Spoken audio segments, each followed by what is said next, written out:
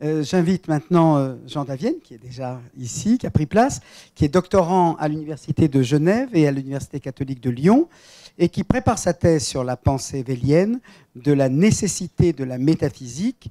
J'ajouterai également que Jean Davienne est paysan dans une ferme dans le sud de l'Isère, paysan brasseur, dites-vous.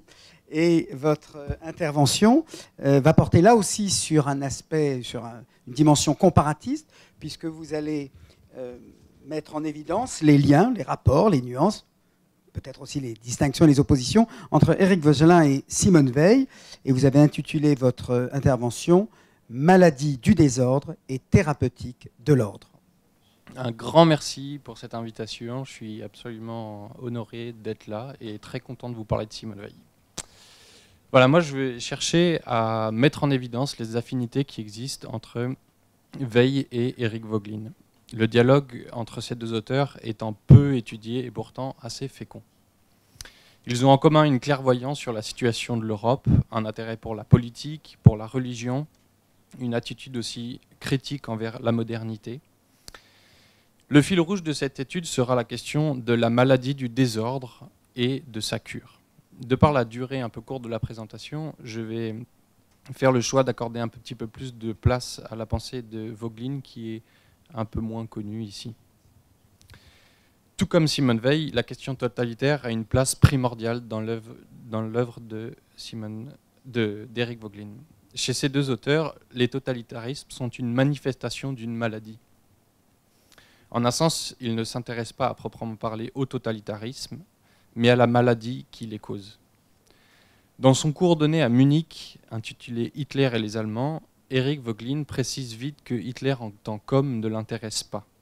C'est le phénomène Hitler qui est important. La question que pose Voegelin n'est pas qui est Hitler, mais comment l'Europe a pu former ou déformer un homme tel qu'Hitler. Et on retrouve la même idée chez Simone Weil, dans son analyse d'un passage de Mein Kampf dans l'enracinement, où elle dit que ce sont les savants et les historiens qui sont responsables de l'avènement de Hitler. Ils sont, selon la formule célèbre, plus coupables des crimes qu'Hitler lui-même. Le totalitarisme est donc un phénomène grave dont il importe de saisir la cause. Celle-ci est une maladie profonde, radicale qui ronge l'être humain et la société. Voegelin parle de pneumopathologie ou de maladie de l'esprit, tandis que Simone Weil parle de déracinement, de maladie du déracinement. Face à cette maladie, les deux auteurs proposent un remède, une thérapeutique. Celle-ci est essentiellement déterminée par la notion d'ordre et de médiation. Donc, les questions que je voudrais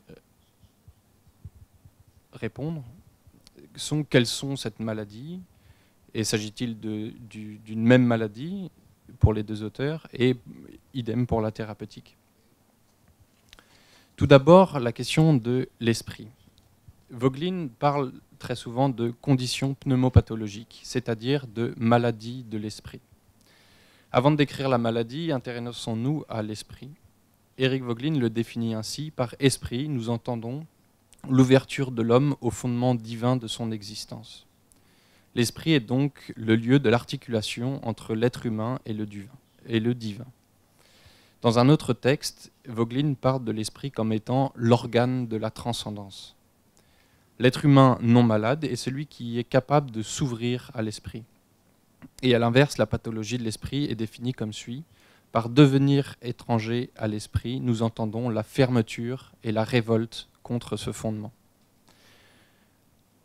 Avoir une condition pneumopathologique signifie ne plus reconnaître l'esprit, ne plus se reconnaître comme étant image de Dieu. Le malade pneumopathologique est révolté et nie toute relation possible avec une extériorité radicale. La maladie de l'esprit ne peut s'expliquer uniquement par des facteurs mondains. Le problème fondamental est celui du rapport de l'être humain avec le principe de l'être humain. L'esprit, chez Voegelin, étant ce lien en l'être humain avec un principe transcendant. Il faut donc parler de maladie de l'esprit. Thierry Gontier parle d'une autodestruction volontaire de la substance spirituelle de l'homme. À noter que il y a un moment volontaire, il y a un moment de consentement, de conscience. Est-il possible de voir une correspondance de ce concept d'esprit dans la pensée vélienne? Mon hypothèse est que oui, il semblerait qu'il y existe un lien entre esprit et désir du bien. Le désir du bien est ce qui, en l'homme, dans son existence, assure un lien, une articulation avec un principe transcendant, le bien. Ainsi, il existe chez ces deux auteurs un lieu, un espace en l'être humain, permettant une relation avec un tout autre. Ainsi, comme nous le dit Simone Weil, il est une réalité située hors du monde, c'est-à-dire hors du temps et de l'espace. À cette réalité répond au centre du cœur de l'homme cette exigence d'un bien absolu qui habite toujours et ne trouve jamais aucun objet en ce monde. Le désir du bien est dynamique chez Simone Weil et on pourrait croire que le concept d'esprit n'a pas ce dynamisme, mais il n'en est rien. L'esprit est essentiellement ouverture et même mouvement d'ouverture vers le fondement divin de l'existence. Thierry Gontier nous rappelle que la philosophie est en effet essentiellement, pour Éric Voegelin, question et mouvement érotique de l'âme vers la sagesse. Il existe une petite différence concernant l'agir face à ce fondement. Pour Simone Weil, l'action de l'être humain face à son désir du bien est essentiellement passif. Elle parle souvent d'attente, de consentement, d'attention. La volonté est toujours insuffisante pour réaliser son désir du bien. L'expérience de l'usine marque cette rupture dans sa pensée. La volonté ne peut pas toujours surpasser les circonstances.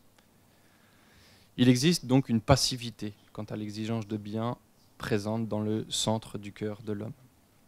Cette passivité est profondément étrangère à la pensée d'Éric Voegelin. La relation entre esprit et être humain semble être bien plus volontariste que chez Simone Weil. Pour aller plus avant, demandons-nous quelle est cette fermeture, cette révolte contre le fondement. Pour ce faire, il faut se pencher sur la notion de seconde réalité, notion déterminante pour la pensée vogelinienne. Il reprend cette expression à Robert Musil, un romancier viennois, dans son essai « De la bêtise ». La seconde réalité se caractérise par une volonté délibérée de ne pas comprendre. Il faudrait parler d'une anti-volonté, d'une volonté révoltée ou d'une libido. En effet, pour Voegelin, la volonté est toujours dirigée par la raison vers le bien, vers le fondement. Il parle aussi d'une aperception de la réalité. C'est le moment où la vision du monde se substitue à la réalité. Cette seconde réalité a une construction théorique. Dans son ouvrage Hitler et les Allemands, Voegelin propose une analyse de Don Quichotte de Cervantes. Lorsqu'il rentre de l'une de ses expéditions, Don Quichotte dira « S'il existe suffisamment de gens pour croire certaines idées folles, alors celles-ci vont devenir une réalité socialement dominante. » Cette expression « réalité socialement dominante » traduit précisément ce qu'est la seconde réalité. Elle n'a rien à voir avec la réalité effective, ce ne sont que des idées folles.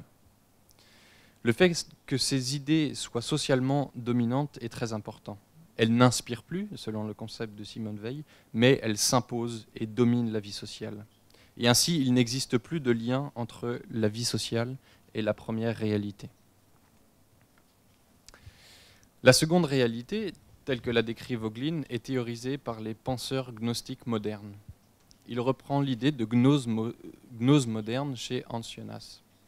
Pour Voegelin, Karl Marx, Hegel, Nietzsche ou encore Heidegger sont des penseurs gnostiques. Ils sont des penseurs de la fermeture, de la révolte contre l'esprit. Cette révolte se dirige contre la première réalité. Voegelin nous dit « La réalité effective doit être annihilée, c'est la grande affaire de la gnose. » Et si la réalité est constituée par un lien essentiel avec un principe surréel, le bien, alors ce lien et ce principe doivent disparaître. Le penseur gnostique, dans et par sa révolte, doit tuer Dieu et les relations qui mènent à lui.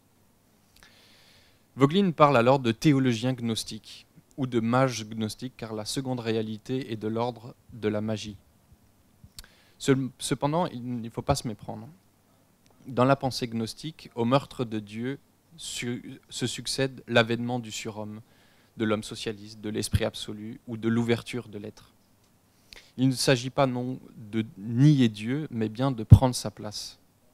Le mage gnostique veut modifier la nature humaine. On pourrait penser que la fermeture est une révolte, une rupture totale avec le spirituel, mais il n'en est rien. La révolte est acte spirituel, car la construction d'une seconde réalité est le fruit du désir de parvenir dès ici-bas à l'au-delà.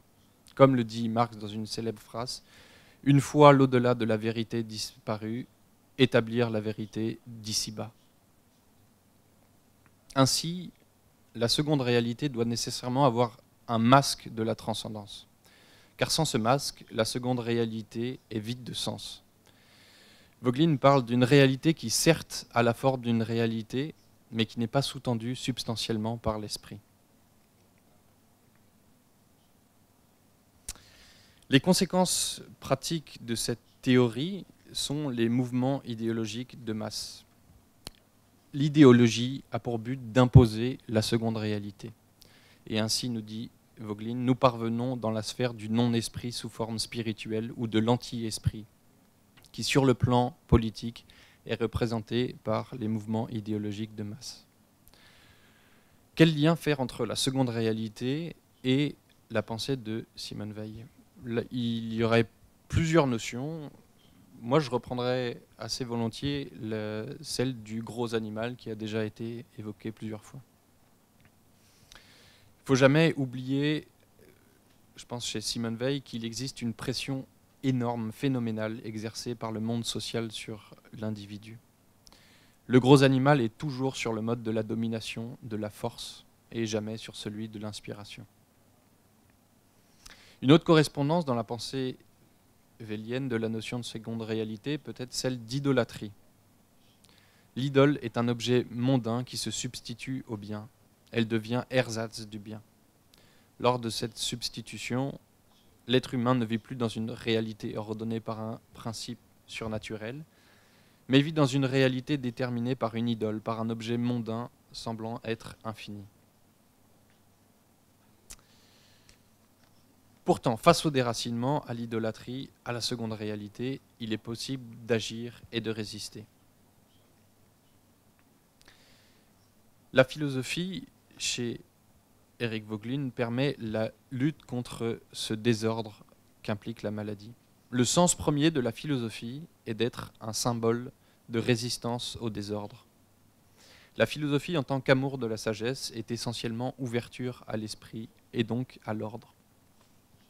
Chez nos deux auteurs, la notion d'ordre est intimement liée à celle de liberté. La rhétorique de l'ordre dans les régimes autoritaires ou fascistes est en totale contradiction avec la notion d'ordre pensée par Simone Weil et Eric Voegelin. Par définition, l'ordre est toujours invisible, non phénoménal. L'ordre ne peut être politisé en tant que tel. Vivre dans une civilisation ordonnée n'implique alors pas un système politique donné, une organisation particulière, mais implique un respect réel de la dignité de chacun des membres de la communauté politique. Cet ordre n'est pas phénoménal en ce sens que le respect total et réel de la dignité humaine ne peut être qu'indirect. Qu'il s'agisse là des satisfactions des besoins de l'âme chez Simone Weil ou la théorie des symboles politiques chez Voegelin. La lutte contre le désordre suppose donc un ordre, mais cet ordre n'est pas le fruit de l'homme. En un sens, si l'ordre provient de l'homme, nous sommes en présence encore d'une seconde réalité. La réalité première est un donné. L'être humain amoureux de la sagesse cherche à connaître l'ordre de l'être et à vivre selon cet ordre.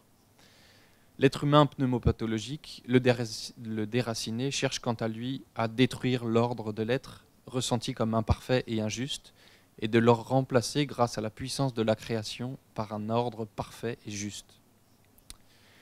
Il existe deux orientations face à l'ordre de l'être.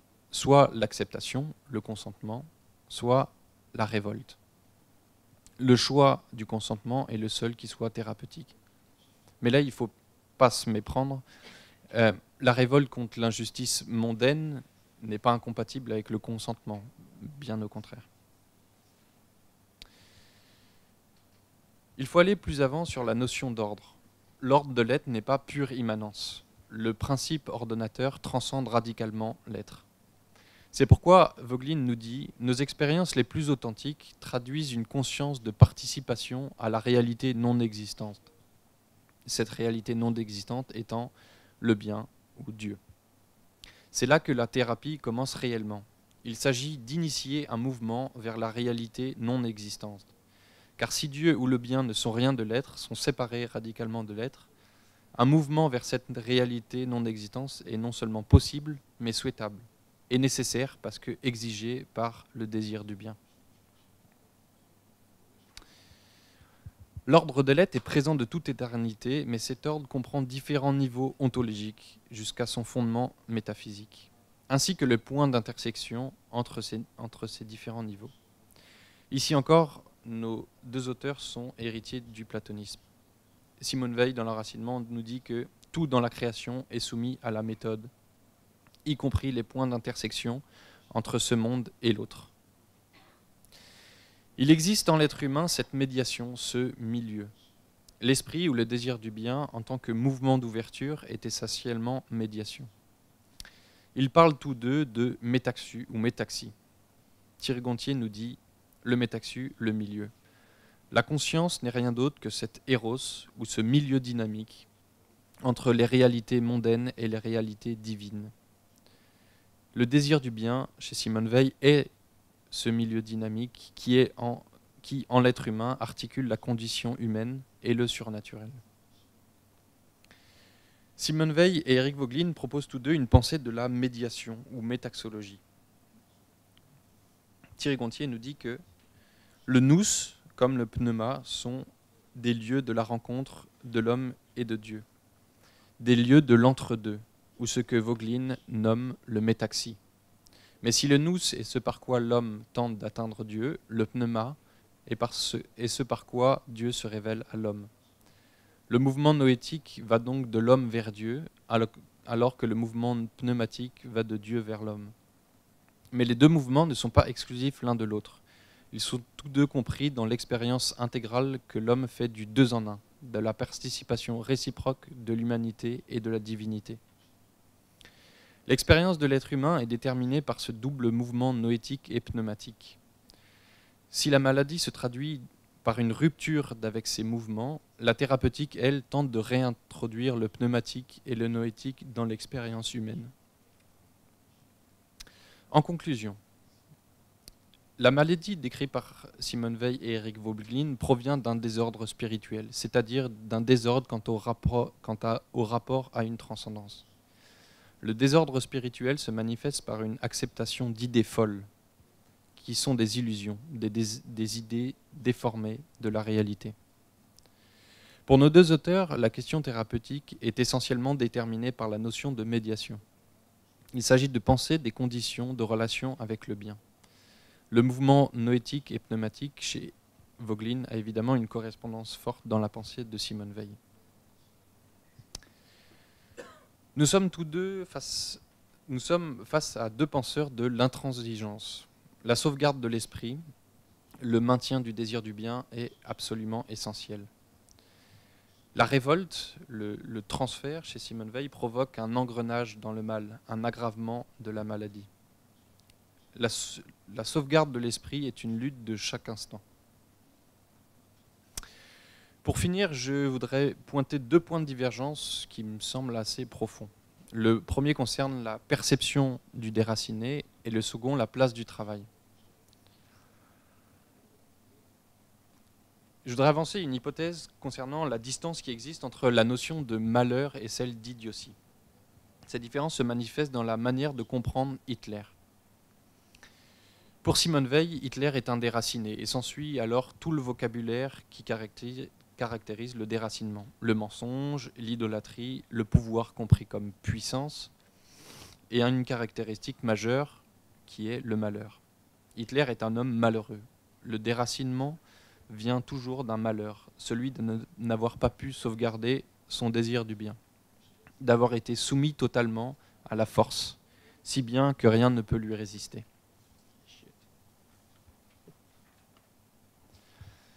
Le gros animal a été trop fort, il a pris la place du bien. Simone Weil, dans l'Iliade ou le poème de la force, nous dit « La force, c'est ce qui fait de quiconque lui est soumis une chose. Hitler est une chose soumise à la force. Et qu'un homme puisse être une chose est un malheur. Ce malheur rend Hitler malheureux. Et la maladie du déracinement provoque presque nécessairement et systématiquement le malheur. A l'inverse, chez Eric Voegelin, Hitler est un malade pneumopathologique. La maladie se caractérise par l'illettrisme, c'est-à-dire une perte du sens des mots, l'acceptation de la seconde réalité, le mensonge, mais aussi par l'idiotie. Hitler est un idiot, précisant que l'idiotie n'est pas une insulte. Voegelin nous dit que les concepts de bêtise, de stupidité, de perte de raison, de conditions pneumopathologiques ne sont pas des injures, mais des termes techniques permettant d'analyser une structure spirituelle. Si la notion d'idiotie ne doit pas être apparentée à une insulte, il n'en reste pas moins qu'elle est loin du concept de malheur. Et il n'existe aucun concept chez Voegelin qui pense Hitler, et par là tout malade pneumopathologique, comme étant malheureux, c'est-à-dire soumis à autre chose que lui-même. Et il semblerait qu'il existe une distance trop grande entre l'idiot et le malheureux. Et pour finir, un point de divergence profond concerne la place du travail. Elle a plutôt comme point de départ le travail. La question du travail n'est peu, voire pas du tout traitée chez Voegelin, alors qu'elle est déterminante pour Simone Weil. Et ainsi, la thérapeutique de l'ordre change pour les deux auteurs. Chez Voegelin, la question de l'existence est primordiale, c'est indéniable. Pourtant, la question du corps, de la sensibilité, de l'énergie, de l'effort n'apparaît pas. Et c'est pourquoi l'aspect dynamique de l'esprit n'est pas évident. La thérapeutique de l'ordre pour Simone Weil se pense jusqu'aux profondeurs de la matière. Pour Weil, nous dit Emmanuel Gabellieri, il faut que la réalité la plus profane, la nécessité la plus quotidienne, puisse devenir médiation vers le bien pur, ce qui n'est pas évident chez Voegelin. Cette différence se traduit aussi entre le concept de participation et celui de consentement. Par l'absence de notion de travail, l'ordre de l'être n'est pas une nécessité rude chez Voegelin. L'être humain fait une expérience participative à l'ordre de l'être. La même participation chez Simone Weil exige un consentement face à une nécessité implacable et terrible. Merci beaucoup.